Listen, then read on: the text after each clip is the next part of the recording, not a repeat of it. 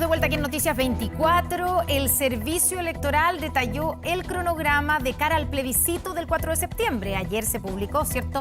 O sea, se firmó por parte del presidente Gabriel Boric el decreto para convocar a este plebiscito 2 meses después de entregada la propuesta de nueva constitución. Uno de los hitos será el 13 de agosto, fecha en que se darán a conocer los locales de votación y los vocales de mesa.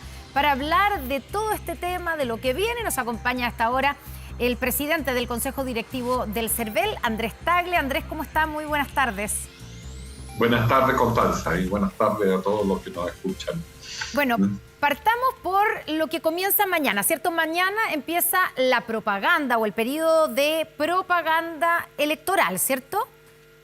Es cierto, pero parte solo para aquellos que se han inscrito en el registro electoral el día de hoy, mañana y el jueves 7.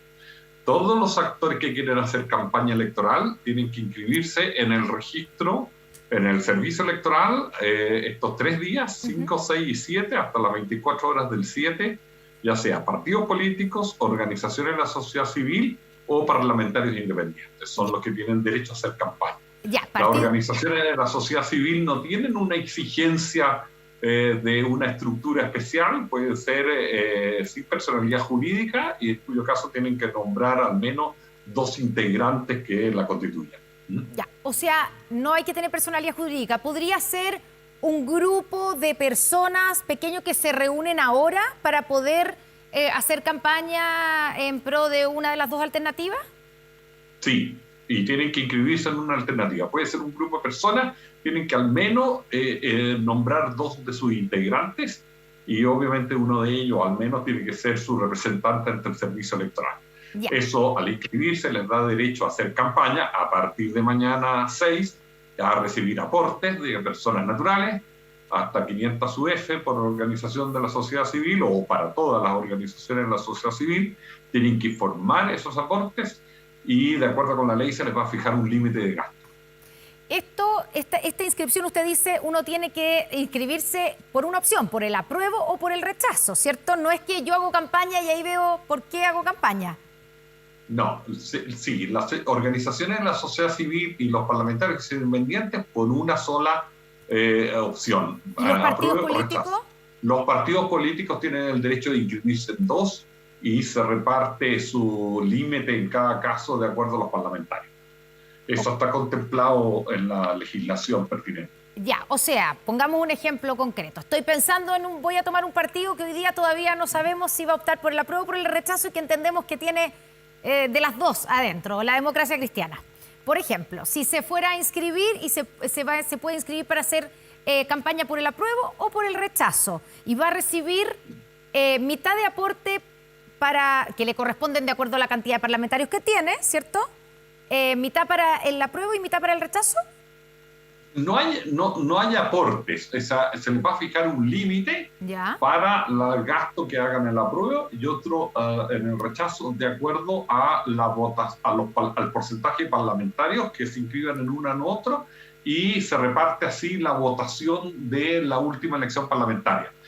Lo que pasa es que el límite, en el caso de los partidos políticos, el límite del apruebo y el límite del rechazo son una misma cifra para cada uno, en torno a los 2.500 millones de pesos. La cifra la vamos a calcular cuando emitamos la resolución el día 12, pero son aproximadamente eso. Entonces, eso se reparte entre todos los partidos del apruebo y entre todos los partidos del rechazo.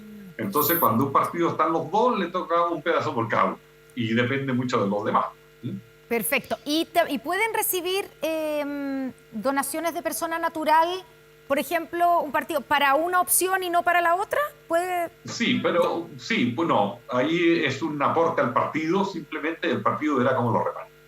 Pues tienen un límite a los aportes de las personas. Una sola persona le puede dar hasta 500 UF a un partido o a los partidos, 500 UF a las organizaciones de la sociedad civil y 60 UF a los parlamentarios independientes. En total, 1.600, o sea, 1.060 UF como máximo por persona natural. Perfecto. Y para que quede bien claro, yo, persona natural, no puedo ir a inscribirme para hacer campaña por una u otra opción, ¿cierto? No, tú individualmente no. Con otra persona, formando una organización de la sociedad civil, sí. Ya, o sea, si somos dos y formamos una organización, un movimiento, puedo ir a inscribirme para hacer campaña. Ya, se puede inscribir. Y ya hay gente que está inscrita, me imagino, ¿no? Sí, me informaron que habían como 20 organizaciones de la sociedad civil ya inscritas hoy día y algunos parlamentarios independientes, que todavía no habían partidos políticos, hace unas horas atrás. Ya, y esto tiene que ser de entre hoy y el día 7 de julio. El 7 hasta las 24 horas. Se inscriben por la página web del CERVEL, hay una aplicación ahí. Las personas que lo hacen tienen que tener clave única, desde luego, para hacerlo. Y es muy importante, porque si a esa hora ya se cierra, se calculan los límites con los que están, los demás quedan con 0 límites y sin derecho a hacer campaña. Sin derecho a hacer campaña. Y esto, sí, y incluye la franja. Eso le quería preguntar. Se tiene que inscribir primero en el CERVEL para después ir a participar a la franja. Claro, porque la franja es más o menos un mes antes del plebiscito, ¿cierto? Sí, y porque a la larga esta regla incluye toda la campaña del plebiscito constitucional, incluye la norma de la propaganda por franja. Y obviamente la propaganda por franja es parte de la campaña. Entonces, no es gratis la franja, hay un costo de producción, ¿ya? Y eso es parte del límite, digamos, ¿no? Y obviamente se tiene que financiar con aportes legítimamente recibidos. Por supuesto, ya. Entonces es fundamental inscribirse para poder hacer campaña y eso me va a permitir también y va a definir quiénes hagan la franja, ¿o no? O sea, en la franja del apruebo van a ir todos los que se hayan inscrito o van a tener un espacio todos los que se hayan inscrito, movimientos sociales, organizaciones de la sociedad civil, van a poder tener espacio en esa franja y lo mismo con el rechazo. Mira. A ver, eso le corresponde al Consejo Nacional de Televisión, de distribuir el tiempo del apruebo y el tiempo del rechazo, que tienen que ser iguales. Ahora, lo tienen que hacer a entidades que están inscritas con nosotros para hacer campaña, sean partidos políticos, parlamentarios independientes o organizaciones de la sociedad civil. Si les quieren dar más a uno o a otro, eso es asunto del Consejo. Nosotros no entramos, pero no le pueden dar a alguien que no esté inscrito con nosotros. Perfecto, o sea, es condición primero pasar por el CERVEL. Sí. Andrés, ¿qué tipo de propaganda se puede hacer a partir de ahora, digamos, a partir de cuando la persona o la organización se inscriba?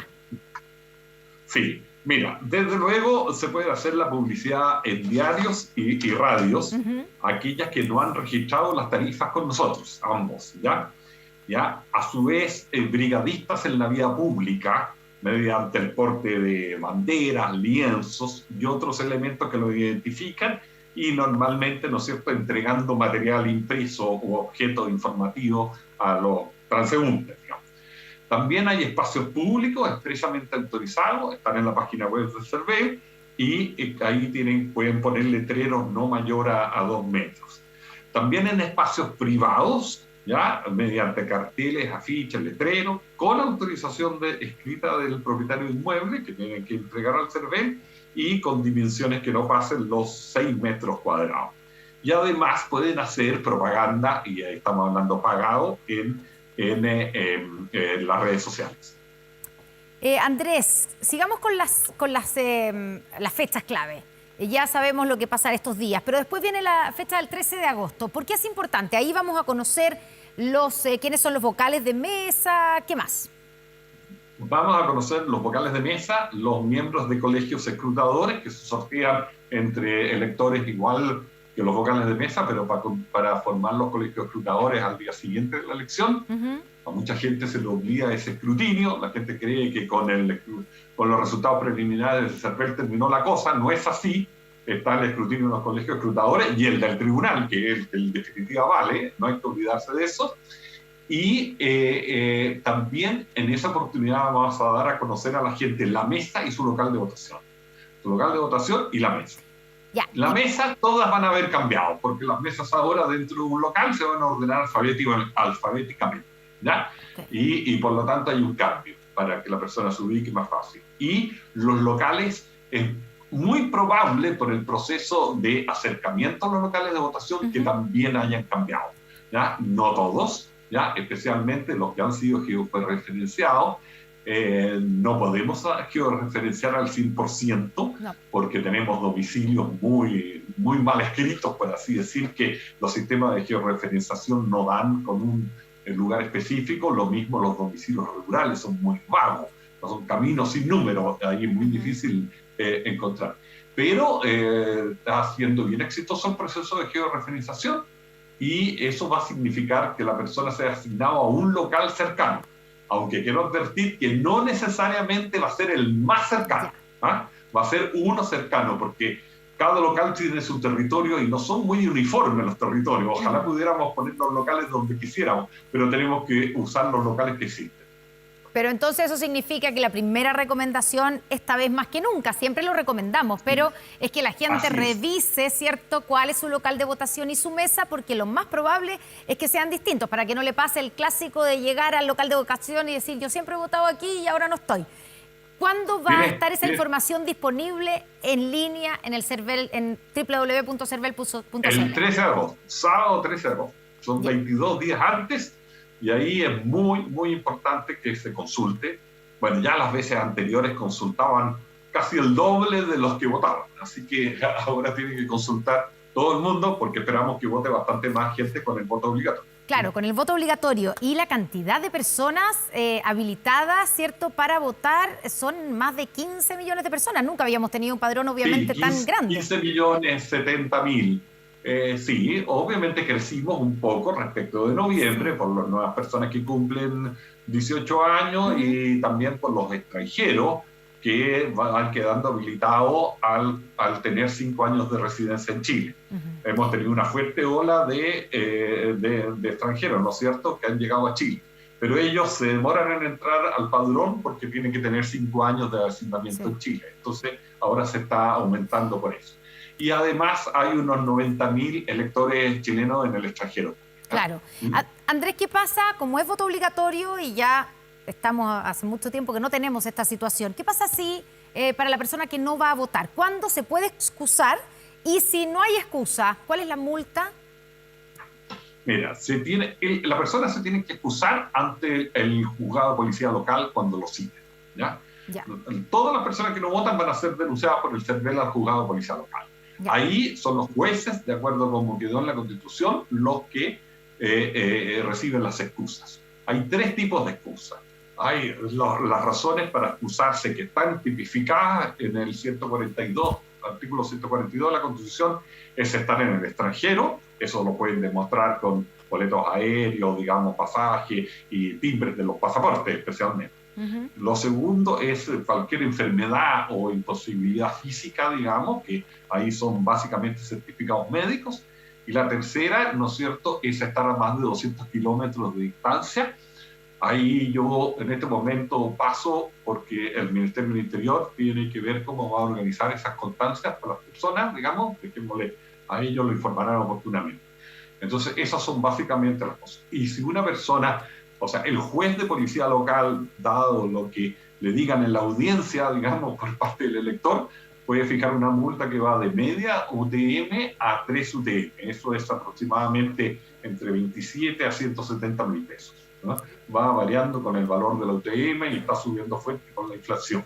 Claro, pero estamos hablando de un margen bastante amplio. 27, dijo, desde 27 a 175.000 pesos. ¿Eso depende de la excusa de la persona?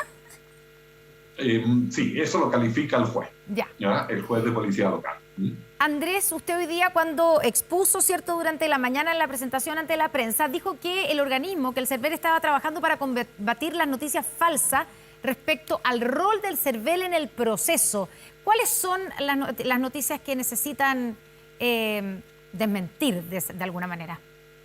Bueno, mira, circulan muchas cosas en redes sociales. Lo último que ha aparecido es respecto de extranjeros que llevarían viviendo en Chile unos pocos meses, digamos, y estarían inscritos. Eso es completamente falso. Nosotros son inscritos después de los 5 años de asignamiento, de acuerdo a la información que a nosotros nos va mandando el Servicio Nacional de Migraciones, digamos, que depende del Ministerio del Interior. Y hay otras más que tienen que ver con el escrutinio. Mucha gente dice que hay un fraude en el CERVEL, en la digitación, con los resultados que entregamos. Eso también es falso. Aquí hay que entender que el resultado del CERVEL es un resultado preliminar, que no tiene valor legal y que hay escrutinios posteriores, que es uno de los colegios escrutadores, donde pueden asistir los partidos políticos con sus apoderados, y desde luego el resultado final de una elección lo determina el Tribunal Calificador de Elecciones, que dice cuál es la opción ganadora en última instancia. Entonces, bueno, hay mucha ignorancia en eso y es divertido porque muchos de estos videos piden escrutinios paralelos cuando hay 3. Andrés Tagle, presidente del Consejo Directivo del CERVEL, muchas gracias por esta conversación con Noticias 24. Muy buenas tardes. Bien, buenas tardes a ti y gracias a usted. Hasta luego.